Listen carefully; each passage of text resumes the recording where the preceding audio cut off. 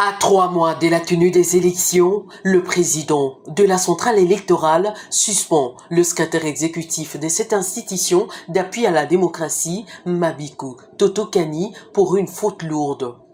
Clément Moussa Kayembede Sidé déplore le flou qui entoure cette suspension. Je ne vois pas M. Kadima suspendre le secrétaire exécutif de la CENI pour une cause bénigne. Il a bien sûr parlé de la faute lourde, mais est-ce qu'en droit congolais, la faute lourde entraîne la suspension? Dans la pratique, c'est une révocation pure et simple. M. Kadima ne doit pas s'amuser avec les Congolais.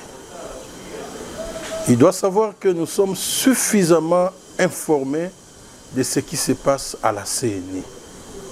Déjà là, en fait, nous pouvons affirmer sans crainte que la CENI est déchirée.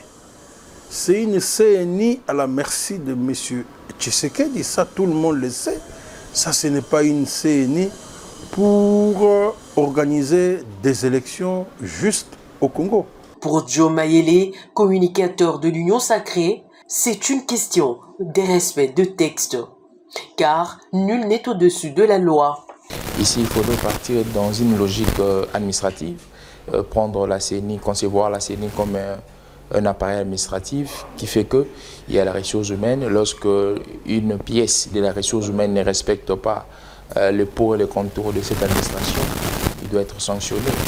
Et je pense que c'est là aussi un moyen pour avertir à certaines personnes, les autres, pour dire que lorsque vous vous comportez au-delà de ce que dit l'administration de la CENI, vous serez sanctionné. Si vous allez très loin, vous allez comprendre qu'il y a l'approche aussi de l'état de droit. Parce que l'état de droit veut que gouvernant et gouverneur soient soumis aux règles de droit. Il y a dans une société, il n'y a personne qui est extra-légal, tout le monde est infralégal. Donc il faudrait être soumis aux règles du droit et d'une manière minime, d'une manière très minime. La CENI, c'est une administration.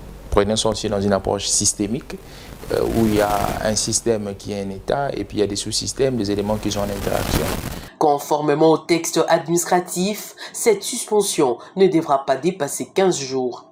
Les vœux des Congolais restent ceux de voir Totokani Mabikou reprendre le travail à l'expiration de sa suspension pour ne pas perturber le processus électoral.